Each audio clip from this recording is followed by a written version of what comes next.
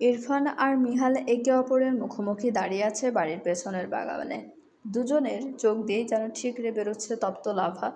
তবে সেই আগুনের উৎস আলাদা। ইরফানের চোখ জ্বলছে তীব্র হিংসা আর পরাজয়ের আগুন, আর মিহালের চোখে ধিক ধিক করছে বছরের পর বছর ধরে জমিয়ে রাখা প্রতিশোধের দাবানল। তার ওপর ইরফান যেই কথাটি বলল তা শুনে মিহাল আর এক মুহূর্ত নষ্ট করতে চাইল না। কোনো প্রকার বাদানুবাদ বা বাক্য ব্যয় না করে সে সমস্ত শক্তি একত্রিত করে সোজা ইরফানের চোয়াল বরাবর এক শক্ত নিখুঁত ঘুষি বসিয়ে দিল। এমন অতর্কিত ও মারাত্মক আক্রমণের জন্য ইরফান মোটেও প্রস্তুত ছিল না। ফলে ঘুষির তীব্র আঘাতে সে টাল সামলাতে না পেরে ছিটকে মাটিতে পড়ে গেল। তবে দমে যাওয়ার পাত্র সেও নাই। অপমানের চোটে দাঁত কিরমির করে সে ঝটপট মাটি ছেড়ে উঠে দাঁড়ালো। এবার নিজেকে পুরোপুরি প্রস্তুত করে নিয়ে সে মিহালকে পাল্টা আঘাত করার জন্য তেড়ে এলো। শুরু হয়ে গেল দুজনের মাঝে এক তুমুল হিংস্র মারামারি। ঠিক তখনই বাড়ি থেকে হন্তদন্ত হয়ে ছুটে এলো নীলা, ইকরা এবং মনভি। আর তাদের ঠিক পেছন পেছন অপরাধীর মতো গুটি গুটি পায়ে হাজির হলো আরশিও। ঠিক সেখানে এসে তারা যা দেখল তাতে তাদের চোখ কপালে ওঠার কথা থাকলেও ঘটল ঠিক উল্টোটা। তারা দাঁড়িয়ে পরম শান্তিতে মিহাল আর ইরফানের সেই মল্লযুদ্ধ উপভোগ করতে লাগলো। পুরো লড়াইয়ে আসলে মিহালই একতরফাভাবে ইরফানকে পিটিয়ে অবস্থা খারাপ করছিল। আর সেই দৃশ্য দেখে নীলা, ইকরা আর মনভি ভেতরে যেন এক পৈশাচিক আনন্দ খেলা করে গেল। তারা রীতিমতো মজা নিতে শুরু করলো। নীলা তো দূর থেকেও হাততালি দিয়ে চিৎকার করে বলতে লাগলো, আরে প্যারেলাল, আরও মারেন এই ইঁদুরটাকে, এই চিটার ধকাবাজটাকে আরও জোরে মারেন, মেরে এই ইঁদুরের সব কটা দাঁত একদম ভেঙে গুঁড়ো করে দেন। নীলার এই এমন রসাত্মক আর খ্যাপানো উক্তি শুনে ইকরা আর মনভি হাসতে হাসতে পেটে খিল ধরে যাওয়ার জোগাড়। মাটিতে লুটিয়ে পড়ার মতো অবস্থা তাদের। এদিকে মার খেতে খেতে কোণঠাসা হয়ে পড়া ইরফান যখনই সমস্ত রাগ ছেড়ে মিহালের ওপর পাল্টা হাত তুলতে যাবে, ঠিক তখনই দূর থেকে চিতার মতো চটপটে গতিতে ছুটে এলো নীলা। সে সোজা তাদের দুজনের ঝগড়ার মাঝখানে ঢুকে পড়ল এবং কোনো কিছু চিন্তা না করে ইরফানকে এলোপাতাড়ি মারতে মারতে তীব্র আক্রোশে চেঁচিয়ে বলল, ওরে বান্দর হুন, মানে ইতর চরিত্রহীন কাপুরুষ কথাকার, তোর এত বড় সাহস কিভাবে হয় যে তুই আমার স্বামীর গায়ে হাত তোলার দুঃসাহস দেখাস? নীলার এমন অনবরত কিল চাপড়ের তোড়ে মিহাল এবং ইরফান দুজনেই হঠাৎ মারামারি থামিয়ে থমকে গেল। পেছনে দাঁড়িয়ে থাকা আরশিও এই দৃশ্য দেখে চরম অবাক। সে নিজের চোখে বিশ্বাস করতে পারছিল না। নীলা নিজে দাঁড়িয়ে ইরফানের গায়ে হাত তুলছে, অথচ বিগত এতগুলো বছর ধরে ইরফানের যত রকমের কুকাজ আর অন্যায় রয়েছে, একমাত্র নীলার কারণে কেউ কখনোই ইরফানের গায়ে হাত তোলার সাহস করেনি। কিন্তু মিহাল যখন ইরফানকে একতরফাভাবে পিটিয়ে ঘায়াল করছিল, ঠিক নীলা তখন মোক্ষম সুযোগ পেয়ে গেল। সে আর এক মুহূর্ত নষ্ট না করে নিজের পুরো শক্তি দিয়ে ইরফানের পায়ে সজোরে এক লাথি বসিয়ে দিল। অতর্কিত এই লাথির চোটে ইরফান সামলাতে না পেরে ছিটকে মাটিতে পড়ে গেল। কিন্তু ইরফান সহজে ছেড়ে দেওয়ার পাত্র নয়। পড়ে গিয়েও সে নিজের ভেতরের সবটুকু ক্ষোভ উগরে দিল। সে মাটিতে শুয়ে মিহালের পা দুটো শক্ত করে ধরে হ্যাঁচকা টান মারল। পা হড়কে মিহালও শটান করে তার গায়ের উপর গিয়ে আছড়ে পড়ল। এবার মাটিতে গড়াগড়ি খেতে খেতে দুজনের শার্টের গলা ধরে টানাটানি করে ধস্তাধস্তি করতে লাগলো। দুজনের শরীরে মুখে মাটি ভরা এই চরম উত্তেজনাকর পরিস্থিতির মাঝেও দৃশ্যটা এতটাই হাস্যকর রূপ নিল যে মনভি হাসতে হাসতে শেষমেশ মাটিতেই বসে পড়ল। ইকরাও পেটে হাত দিয়ে অনবরত হেসেই চলেছে। ও কেবল ইকরা কোনো কথা না বলে ড্যাব ড্যাব করে এই আজব কাণ্ড কারখানার দিকে তাকিয়ে রইল। এদিকে নীলা অনেকক্ষণ ধরে বাইরে থাকায় এবং ভিতরে আসতে দেরি থাকায় ছোট ভাই এবার তাদের খুঁজতে বাইরে চলে এসেছে। কিন্তু বাড়ির পেছনের বাগানে এসে সে যখন এই এলাহি কাণ্ড দেখল, তার চোখ তো ছানা পড়া। সে এক সেকেন্ডও সেখানে না দাঁড়িয়ে উল্টো ঘুরে দৌড়ে বাড়ির ভেতরে চলে গেল। ড্রয়িং রুমে ঢুকেই হন্তদন্ত হয়ে বাড়ির সবাইকে বলল, তোমরা সবাই তাড়াতাড়ি বাইরে এসো, বাইরে এক বিশাল কাণ্ড ঘটে যাচ্ছে। ইবাদের এমন আতঙ্কিত ও উত্তেজিত ডাক শুনে বাড়ির বড়রা সবাই নাস্তার টেবিল ছেড়ে হুড়মুড় করে বাইরে বাগানের দিকে দৌড়াতে লাগলো। পেছনের বাগানে দাঁড়িয়ে থাকা ইকরা হঠাৎ ঘাড় ঘুরিয়ে দেখলো বাড়ির বড়রা সবাই দল বেঁধে এই দিকেই ছুটে আসছেন। অবস্থা বেগতিক দেখে সে নীলার দিকে তাকিয়ে জোরে চিৎকার করে বলল, নীলা, সর্বনাশ হয়েছে, বাড়ির সবাই এই দিকেই আসছে। ইকরার এই সতর্ক বার্তা শোনা মাত্রই নীলা ধরফর করে উঠল। সে জলদি মিহাল আর ইরফানের কাছাকাছি গিয়ে দুজনকে থামানোর জন্য তাগাদা দিতে লাগলো। আরে ছাড়েন, আপনারা দুজনকে ছাড়েন, বাড়ির সবাই চলে আসছে। কিন্তু ক্ষোভের বসে অন্ধ হয়ে যাওয়া মিহাল কিংবা ইরফান কেউই তখন নীলার কোনো কথাই কানে তুলছিল না। তারা আপন মনে মাটিতে গড়াগড়ি খেয়ে একে অপরকে ঘায়াল করতে ব্যস্ত রইল। নীলা তো কোনো বাজে বিচার না করে মাটিতে গড়াগড়ি খেতে থাকায় মিহাল এবং ইরফান দুজনকেই এলোপাতাড়ি কিল ঘুষি আর লাথি মারতে শুরু করলো। পরিস্থিতি সামলাতে গিয়ে নীলার এই মারকুটে আর পাগলাটে কাণ্ড দেখে মুনভি নিজের হাসি আর কোনোভাবে চেপে রাখতে পারল না। সে আক্ষরিক অর্থে হাসতে হাসতে ঘাসের উপর শুয়ে পড়ে গড়াগড়ি খেতে লাগলো। নীলার এই অনবদ্য ও আক্রমণাত্মক মধ্যস্থতার অবশেষে মিহাল আর ইরফান দুজনেই মারামারি থামিয়ে শান্ত হলো। নীলা ক্ষিপ্রতার সাথে নিজের পা দিয়ে ছেলে ইরফানকে কিছুটা দূরের দিকে সরিয়ে দিল। তারপর মিহালের শার্টের কলারটা শক্ত করে ধরেই এক হ্যাঁচকা টানে তাকে থেকে টেনে বসালো।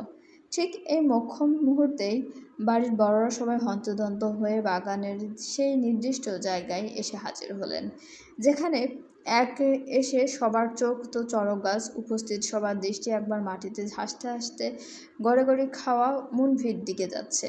তো পরক্ষণেই তা যাতে গিয়ে থমকাচ্ছে নীলার দুপাশে, যেখানে একদিকে মাটিতে বিধ্বস্ত অবস্থায় বসে আছে মিহাল এবং অন্যদিকে প্রায় আধমরা অবস্থায় শুয়ে আছে ইরফান। দুজনের শরীর কাপড়ে এবং মুখে মাটি। মিনা মির্জা ভ্রু কুঁচকে তাদের দিকে এগিয়ে আসতে আসতে বেশ অবাক হয়ে জিজ্ঞেস করলেন, কিরে, তোদের এই অবস্থা কেন? তোরা এভাবে মাটিতে কেন পড়ে আছিস?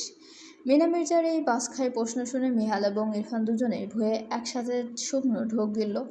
নীলার তখন ভেতর এতটাই রাগ উঠছিল যে তার ইচ্ছে করছিল সবার সামনে মিহালের কান দুটো ধরে ওকে উপুর করে দাঁড় করিয়ে রাখতে, কিন্তু এই ভরা মজলিসে স্বামীর সম্মানহানি করা তো আর সম্ভব নয়। তাই সে নিজের ডাকটা কোনো মতো চেপে রেখে মিহালের হাত ধরে টেনে তাকে সোজা হয়ে দাঁড়াতে সাহায্য করলো। মিহাল কোনো মতে দাঁড়িয়ে কাঁচামাচু মুখে নিজের শার্ট প্যান্টের ধুলোবালি ঝেড়ে মাটি সরাতে লাগলো। এদিকে ইরফান তখনও মাটিতেই শুয়েছিল। সে ব্যথায় কুঁকড়ে গিয়ে আবলার মতো নীলার দিকে নিজের একটা হাত বাড়িয়ে দিল আর অত্যন্ত কাতর কণ্ঠে বলল, নীলা প্লিজ, একটু হাত ধরো তো আমার, আমি উঠতে পারছি না। বড়দের সামনে দৃশ্যটা যেন বেশি দৃষ্টিকটু না ঠেকে, তাই নীলা বাধ্য হয়ে যেই না ইরফানের দিকে নিজের হাতটা বাড়াতে গেল, অমনি চিতার মতো ক্ষিপ্রতায় মিহাল মাঝখান থেকে নীলার হাতটা খপ করে ধরে বলল, নিজের স্ত্রীর ওপর অন্য পুরুষের এই অধিকার খাটানো সে কোনোভাবেই সহ্য করতে পারবে না। মিহাল নীলার হাতটা নিজের শক্ত মুঠোয় পড়ে ইরফানের দিকে এক চরম তাচ্ছিল্যের দৃষ্টি হেনে বলল, নীলাঞ্জনা, তুমি আমাকে ধরো। আর তোমার এই ভাইয়ের তো নিজের ঘরের লক্ষ্মী বউ আছে, তাকে উঠতে তার নিজের বউ সাহায্য করবে। মিহালের এমন অধিকার বোধে জড়ানো কাণ্ড দেখে নীলা পুরো হা হয়ে গেল। ক্ষণিকের জন্য তার মুখের কথা যেন স্রেফ হারিয়ে গেল। অন্যদিকে যুবকদের এই নীরব মনস্তাত্ত্বিক যুদ্ধ দেখে মনভি এবং নীলার বাবা চাচা জ্যাঠা আড়ালে নিজেদের মুখ টিপে মুচকি হাসতে লাগলেন। বড়রা সবাই পরিস্থিতির গভীরতা কিছুটা হলেও আন্দাজ করতে পেরেছিলেন। ইরফানকে সাহায্য করতে এবার আর সে নিজেই গুটি পায়ে এগিয়ে এলো। নিরুপায় ইরফান আর কোনো পথ না পেয়ে বাধ্য হয়ে আরশির বানানো হাতটাই আঁকড়ে ধরে মাটি থেকে উঠে দাঁড়ালো। ঠিক তখনই মিনা মির্জা আবার জেরা করার ভঙ্গিতে জাদ্রেল গলায় জিজ্ঞেস করলেন, তা মিহাল, তোর এই বিধ্বস্ত অবস্থাটা হলো কি করে শুনে? কাপড় চোপড়ের এই দশা কেন? এখন পুরো মজলিসের উৎসুক চোখ জোড়া গিয়ে স্থির হলো মিহালের ওপর। মিহাল এতটুকু না ঘাবড়ে নিজের সহসুলক একটা বকা চোর হাসি দিল। তারপর অত্যন্ত চতুরতার সাথে বলল, আসলে মম, খেয়াল করো, দেখলাম বাগানে আজকাল বড় ইঁদুর ঢুকেছে। এই নোংরা ইঁদুরের থেকে আমার নিজ একটা ব্যক্তিগত অতি মূল্যবান ফুলকে বাঁচাতে গিয়েই একটু ধস্তাধস্তি হয়েছে, আর তাতেই গায়ে সামান্য ধুলোবালি আর মাটি লেপে গেছে। এই যা। মিহালের মুখে এমন অপমানজনক কথা শুনে ইরফান রাগে ফুঁসতে একতপ্ত ও হিংস্র দৃষ্টিতে তার দিকে তাকিয়ে রইল। সে খুব ভালো করেই জানে এখানে ইঁদুর বলতে তাকে আর ফুল বলতে নীলাকেই বোঝানো হয়েছে।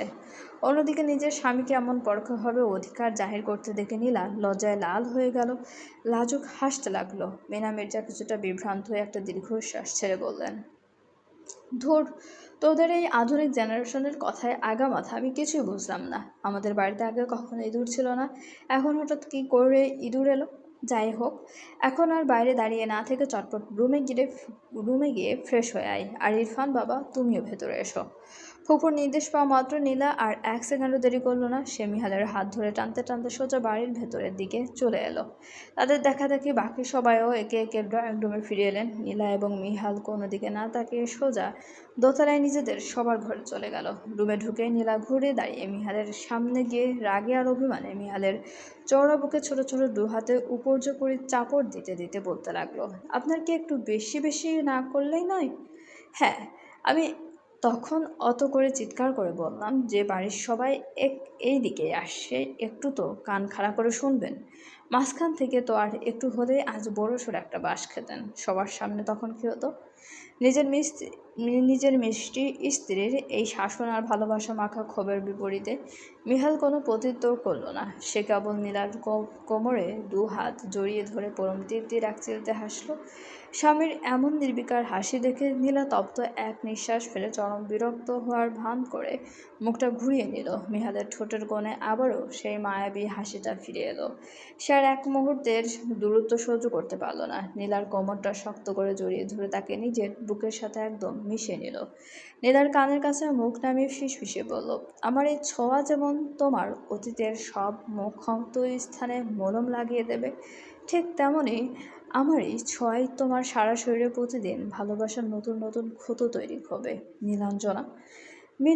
মিহাল আর কোনো কথা না বলে এই সোনালি সময়টুকু নষ্ট করতে চাইল না। সে পরম মমতায় নীলার চিবুকটা আলতো করে উপরে তুলল এবং নিজের ঠোঁটের সাথে নীলার ঠোঁট জড়িয়ে মিলিয়ে দিল। নীলাও সমস্ত দ্বিধা ঝেড়ে ফেলে গভীর অনুরাগে মিহালের সাথে সমান তালে ভাবে সাড়া দিতে লাগলো। কিন্তু অসাবধানতাবশত তাদের রুমে দরজাটা কিছুটা খোলাই রয়ে গিয়েছিল। ঠিক তখনই নিচে ফ্রেশ হওয়ার জন্য ইরফান আর আরশি উপরে উঠছিল। দোতলার একদম শেষ প্রান্তের ঘরটা তাদের জন্য বরাদ্দ করা হয়েছিল। তারা পুরো বাড়িটার নান্দনিকতা দেখতে দেখতে করিডোর দিয়ে সামনের দিকে এগোচ্ছিল। কিন্তু মিহালের রুমের সামনে আসতেই আচমকা তাদের পা দুটো থমকে গেল। ইরফান আর আরশির নজর সোজা চলে গেল ঘরের ভেতরের খোলা অংশের দিকে।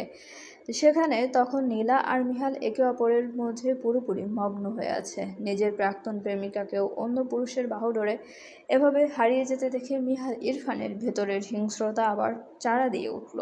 সে রাগে অন্ধে হয়ে হিতাহিত জ্ঞান হারিয়ে ঘরের ভেতরে ঢুকে পড়তে গেল।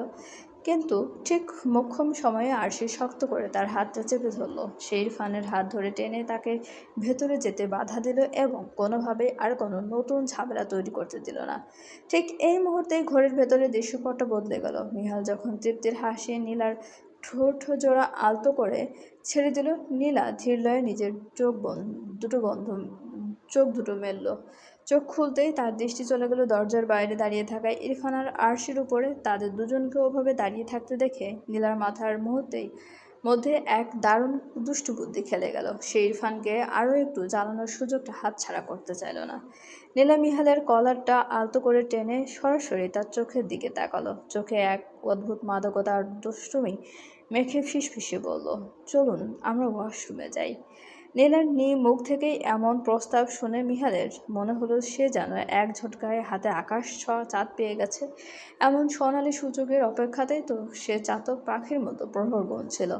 সে আর কোনো মৌখিক উত্তর দেওয়ার প্রয়োজন বোধ করল না।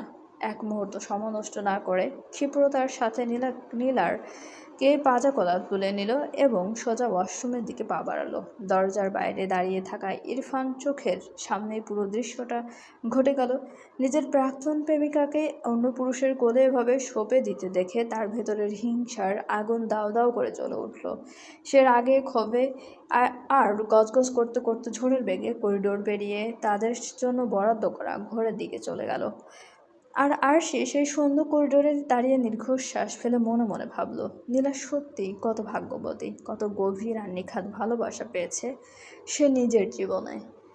চলবে গল্পটি সবাই অ্যাড শুনবেন এবং গল্পটি শুনবেন, অ্যাড স্কিপ করবেন না প্লিজ। It's a request. আমি চাই সবাই প্লিজ আমার রিকোয়েস্টটি মাথায় রাখবেন, শুনবেন এবং প্লিজ অ্যাড দেখবেন, তা না হলে গল্পের নেক্সট পার্ট নিয়ে আসার আগ্রহ আসলে থাকে না। কারণ আমি যে কষ্ট করি সেই কষ্টটা যদি ফলপ্রসূ না হয় তাহলে কষ্টটা করার মানে কি আমি জানি না। যাই হোক, আই এম সরি, কিন্তু আমাকে বলতেই হচ্ছে। গল্পটি ভালো লাগলে অবশ্যই সবাই লাইক, কমেন্ট এবং শেয়ার করতে ভুলবেন না আপনাদের প্রিয় মানুষগুলোর সাথে, এবং আমাদের চ্যানেলটি প্লিজ সবাই সাবস্ক্রাইব করবেন, এবং আমাদের চ্যানেলের সঙ্গে থাকার জন্য সবাইকে অনেক অনেক বেশি ধন্যবাদ।